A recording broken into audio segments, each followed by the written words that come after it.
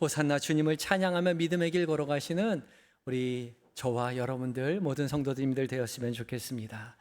귀한 이 자리, 예배의 자리 참석하신 모든 성도님들에게 하나님의 은혜가 함께 하시길 빕니다. 우리 옆 사람에게 이렇게 인사했으면 좋겠습니다. 예배드리기 참 좋은 날씨입니다. 은혜 넘치는 예배 되세요. 날씨가 갑자기 추워졌죠. 어제 반팔 입고 다녔는데 오늘 어제 새벽에 또 눈이 왔더라고요. 그래서 오늘 새벽이겠죠. 목사가 된 이후로 새롭게 관심을 갖게 된 한 분야가 있는데 날씨입니다. 날씨. 주일에 날씨가 좋아야 교회 오시기 불편하지 않을 텐데 그렇게 싶은 거죠. 근데 또 날씨가 너무 또 좋으면 다 놀러 갈까 봐 그게 걱정이 되더라고요. 그래서 그럼 날씨가 안 좋아야겠다 그런 생각은 하는데 또 날씨가 안 좋으면 어르신들 교회 오시기가 불편할 것 같으니까 이러지도 못하고 저러지도 못하고 그런 생각을 해요. 근데 제가 목회를 하다 보니까 교회를 오시는 분은 날씨가 좋으나 날씨가 구주나 교회에 오는 게 먼저시더라고요. 또 교회 안 오시는 분은 날씨가 좋으면 날씨가 좋아서 가기 싫고 날씨가 굳으면 날씨가 굳어서 교회 가기가 싫고 그러세요. 그러니까 지금 이 자리에 교회에 오신 분들은 날씨가 굳으나 날씨가 좋으나 교회에 우선순위를 두고 오신 분들인 거잖아요. 맞지요? 하나님께서 우리 모두를 불러주셨는데 그 부르심에 순종하여 예배의 자리에 참석하신 모든 성도님들, 약속하신 모든 은혜 만끽하고 살아계신 하나님의 은혜를 경험하고 돌아가시는 모든 성도님들 되셨으면 좋겠습니다. 오늘 종려주일이죠. 종려주일은 부활절 바로 전주일인데요. 예수님께서 십자가에 달려 죽으시기 일주일 전에 예수님께서 예루살렘으로 입성하신 것을 기념하는 주일입니다. 예수님께서 나귀를 타시고 예루살렘으로 입성하실 때에 많은 사람들이 종려나무 가지를 들고 자기의 옷을 펴서 길가에 펴놓고 호산나 다윗의 이름으로 오시는 이여 그렇게 예수님을 환영했죠.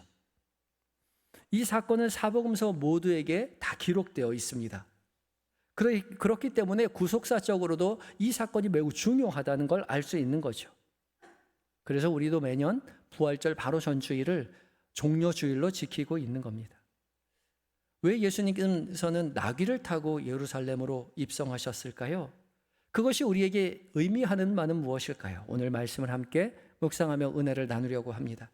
첫 번째 우리가 기억해야 할 것은 나귀를 타신 예수님은 평화와 겸손의 왕으로 오셨다는 사실입니다. 함께 읽겠습니다. 시작.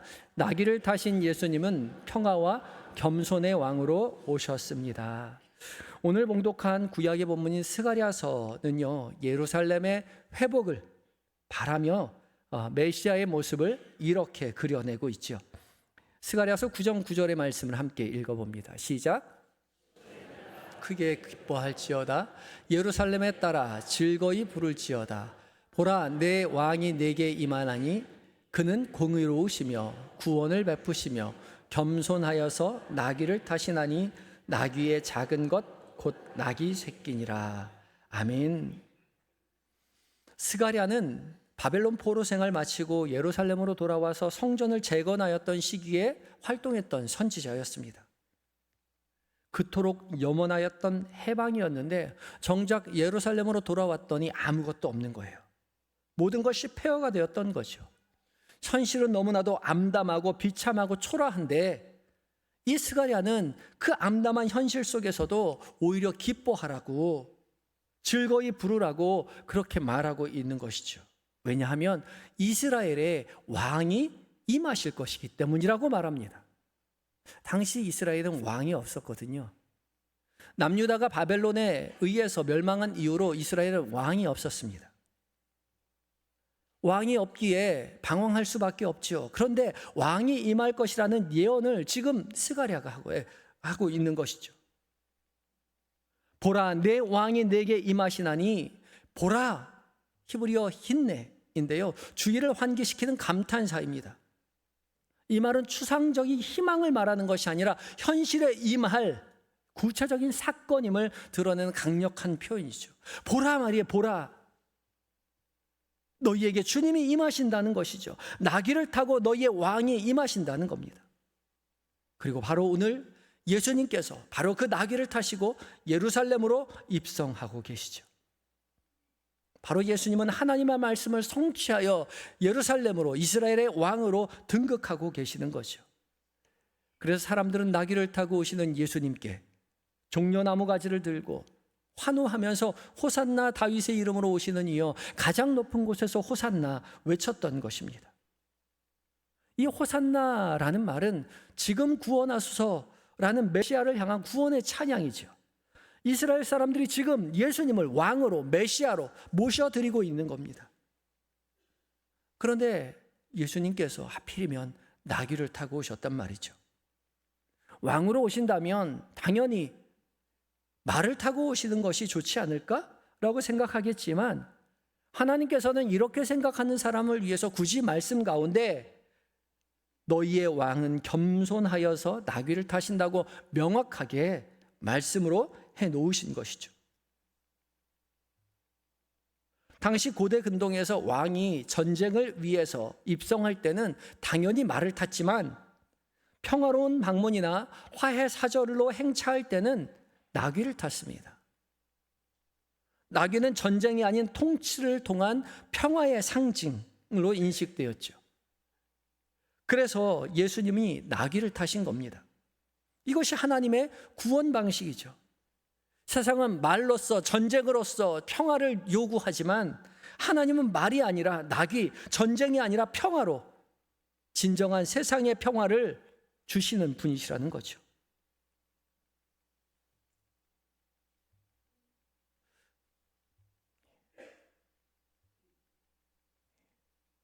그래서 주님은 이스라엘을 구원한 메시아를 나귀를 타고 예루살렘으로 보내셨던 것입니다.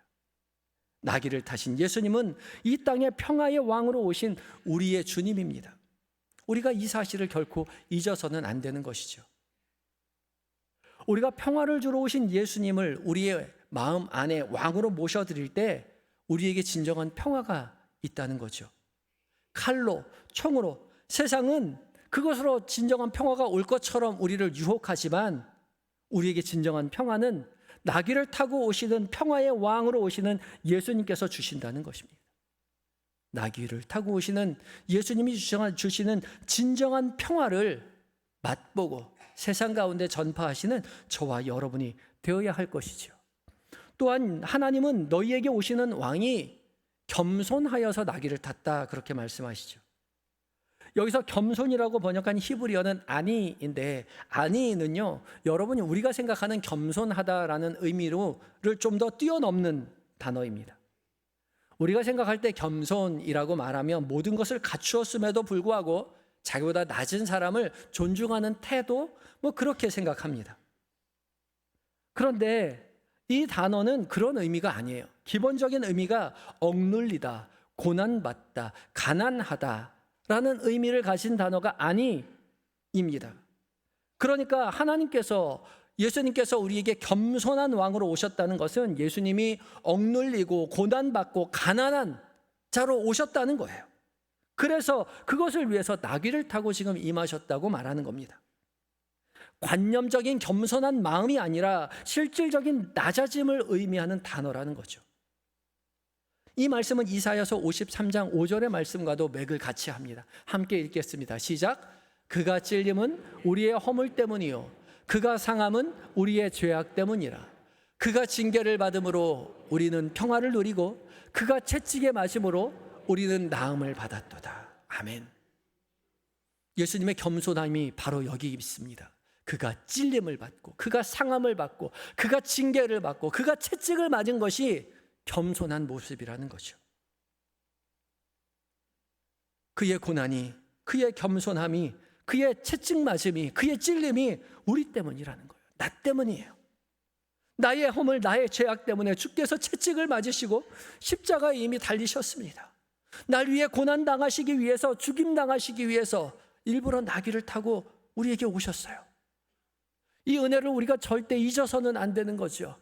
우리에게 지금 우리가 누리고 있는 이 평화요, 이 안식이요, 이 편안함이요, 예수님의 십자가의 고난을 위에 통해서 이루어졌다는 사실을 기억해야 하는 거죠.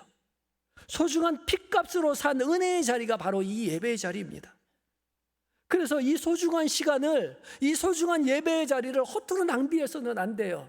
나는 편하게 왔다고 생각하겠지만 이 자리는 핏값으로 산 자리라는 거예요. 그러니 이 자리를 하나님이 얼마나 소중하게 생각하시겠습니까? 이 자리를 우리가 얼마나 소중하게 받아들여야 할까요? 마음을 다하여 주님 앞에 감사하고 기쁨으로 주님을 찬양하여 이 소중한 시간, 세상이 줄 수 없는 평안과 기쁨이 넘치는 예배의 자리로 만끽하시는 한영의 모든 성도님들 되시기를 예수 그리스도의 이름으로 축복합니다. 사랑하는 한영의 성도 여러분, 나귀를 타고 오신 예수님은 이 땅에 평화의 왕으로, 겸손의 왕으로 오셨습니다. 그리고 우리에게 그 길을 따라오라 말씀하시죠.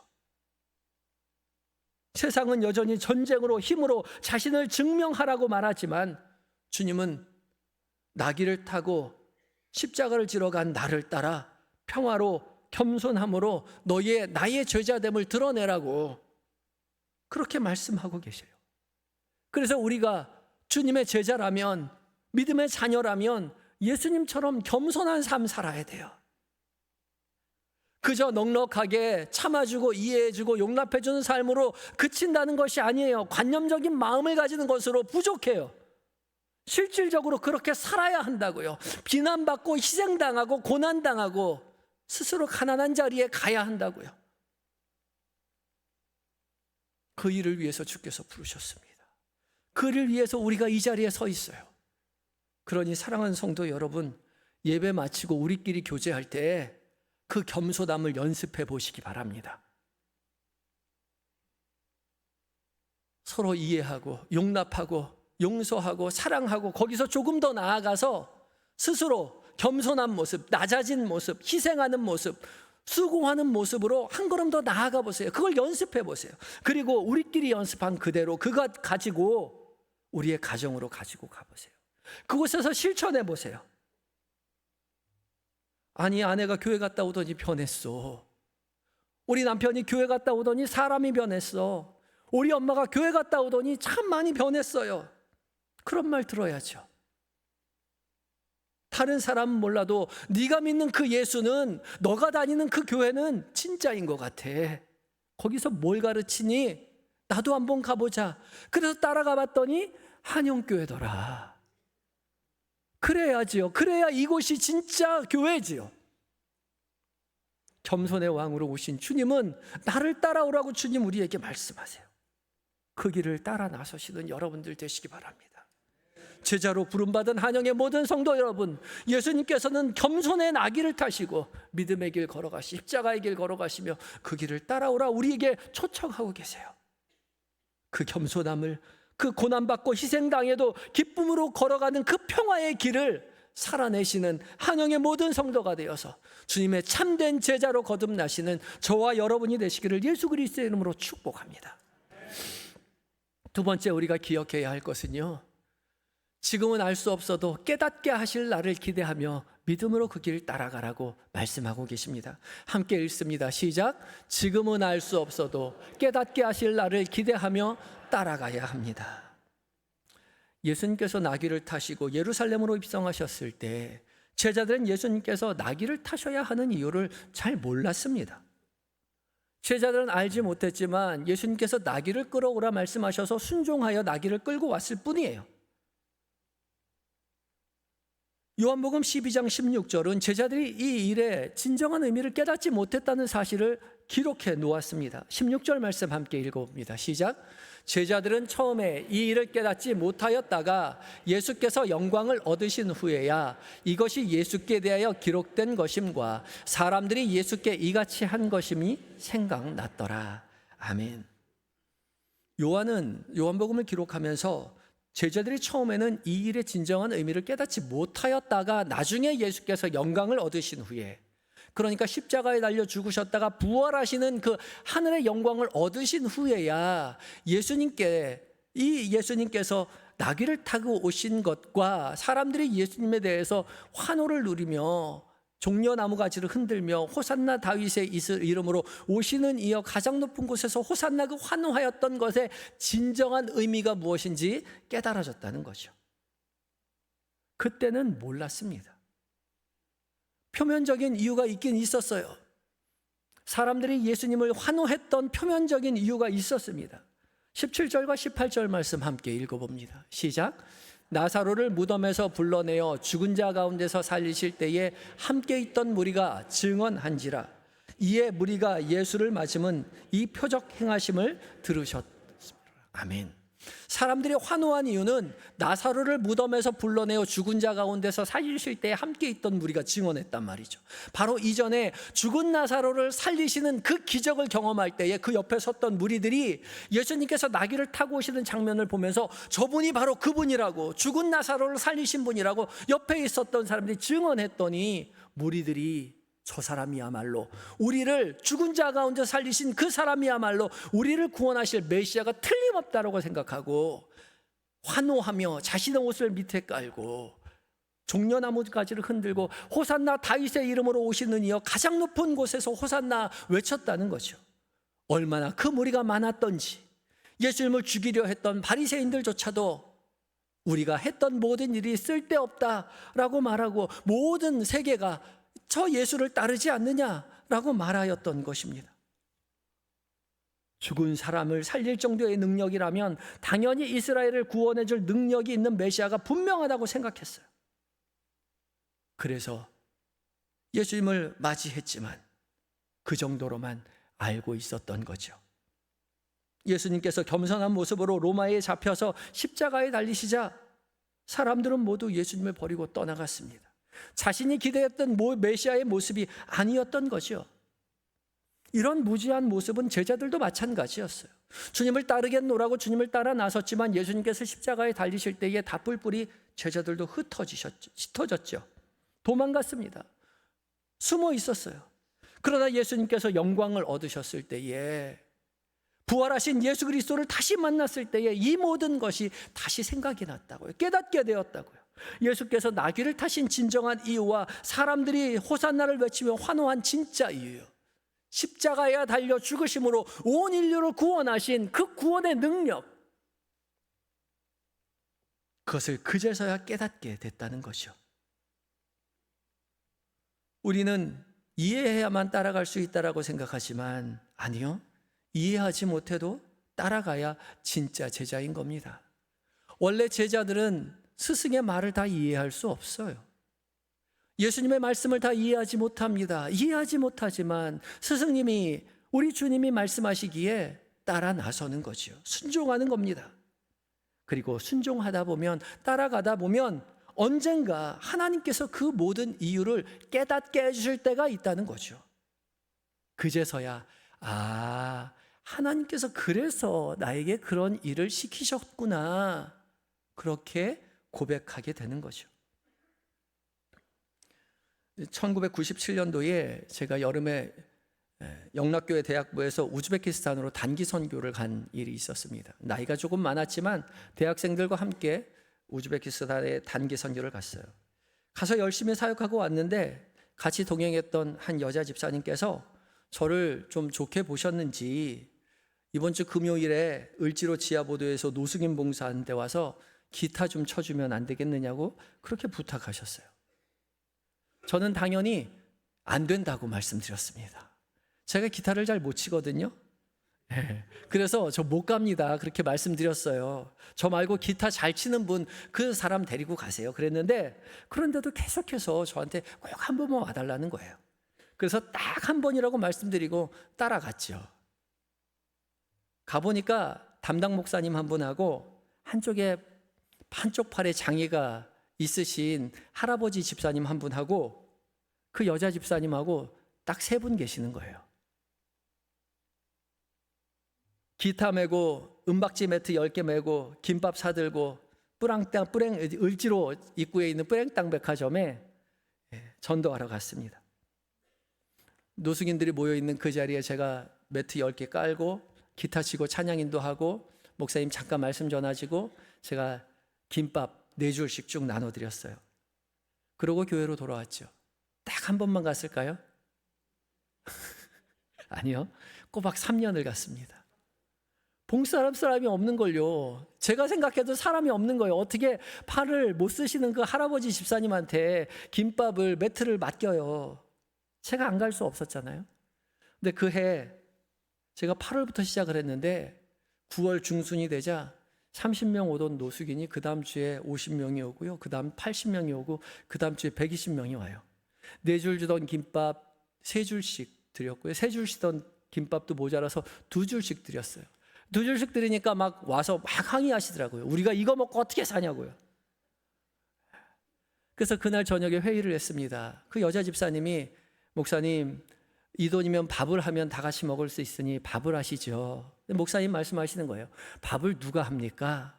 집사님이 누가 밥을 하든지 상관없이 허락만 해주시면 밥을 준비하겠습니다. 그렇게 얘기하시더라고요. 그래서 밥을 하기로 했어요.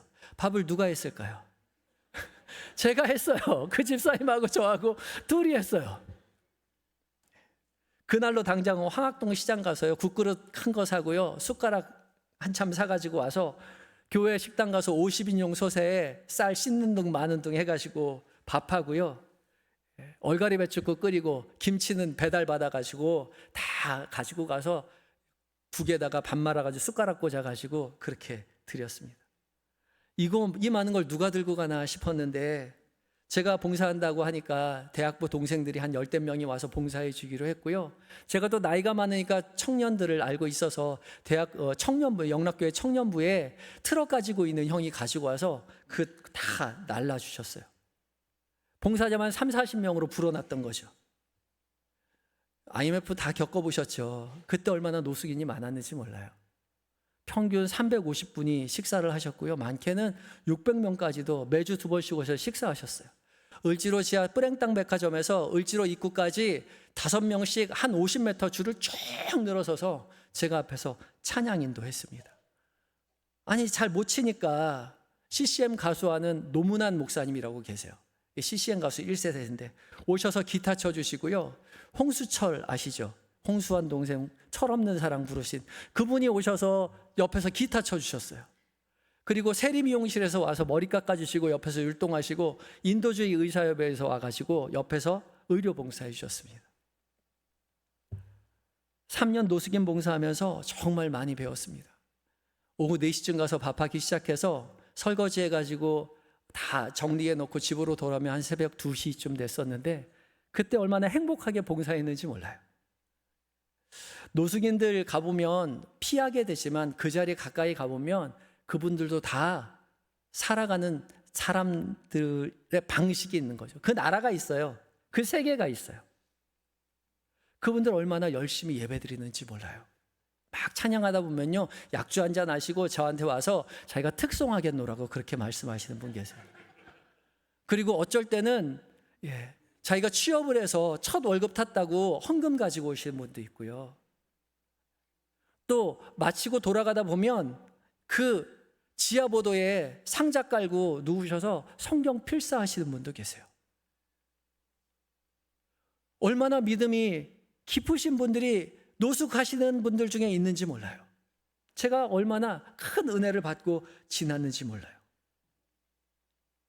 그땐 몰랐지만 그 집사님의 그날의 부탁이 하나님의 초대였음을 깨달았던 거죠. 우린 몰라요. 주님이 우리를 부르실 때 주님이 왜 우리를 부르시는지 어디로 이끌어 가시려고 우리를 부르시는지 몰라요. 모르지만 순종하며 한 걸음 걸어갈 때 주님은 주님의 일을 우리 가운데 행하시는 거죠. 부족하지만 연약하지만 충분한 사람들을 곁에 붙여가면서 그 일을 행하시는 주님을 보게 되는 거예요. 그리고 나중에 깨닫게 되죠. 아, 그래서 하나님께서 나를 그 자리로 부르셨구나. 순종하는 그 자리, 믿음의 길로 걸어가는 그 자리에 하나님의 일하심이 있음을 우리는 깨닫게 되는 것이죠. 한영의 사랑하는 성도 여러분, 나귀를 타고 왕으로 오신 예수님은 제자된 우리에게 내가 제자라면 나를 따라오라고 말씀하세요. 그 길을 걷기에 때론 망설여지고요, 때론 고난이 있고 때론 핍박이 있기도 하고 억울한 일을 당하기도 해요. 내가 갈 수 없는 길이라고 생각되기도 합니다. 그러나 믿음으로 그 길을 한 걸음 내딛어 보세요. 순종해 보세요. 분명히 그 길의 끝에는 부활의 영광이 우리를 기다리고 있을 것입니다. 그래서 오늘 우리는 고난주간을 시작하며 이렇게 결단해야 합니다. 함께 따라해 볼까요? 예수님, 나도 주님처럼 살겠습니다. 나도 나귀를 타신 주님의 그 길을 따라가겠습니다. 이 결단이 말로만 아니라 우리의 삶 가운데 이루어지기를 소망합니다. 그리고 그 결단 위에 하나님께서 예비하신 모든 은혜와 능력으로 가득 채워주시기를 예수 그리스도의 이름으로 축복합니다. 함께 기도하시겠습니다. 우리를 구원하시기 위해서 겸손하여 나귀를 타고 오신 주님, 이 시간 마음을 다하여 겸손의 왕이신 주님을 맞이하오니 주님, 우리를 구원하여 주시옵소서. 십자가를 지고 죄를 사하여 주신 그 은혜와 사랑 우리의 마음 가운데 늘 기억하게 하시고, 지금으로선 다 알 수 없지만 주께서 부르신 그 길 순종하며 따라 나서는 우리 모두가 되게 하여 주시옵소서. 그래서 부활의 기쁨이 우리의 삶의 모든 자리에 넘쳐나는 복이 우리의 모두의 삶에 있게 하여 주시옵소서. 우리를 위하여 십자가 지신 예수님의 이름으로 감사하며 기도드리옵나이다. 아멘.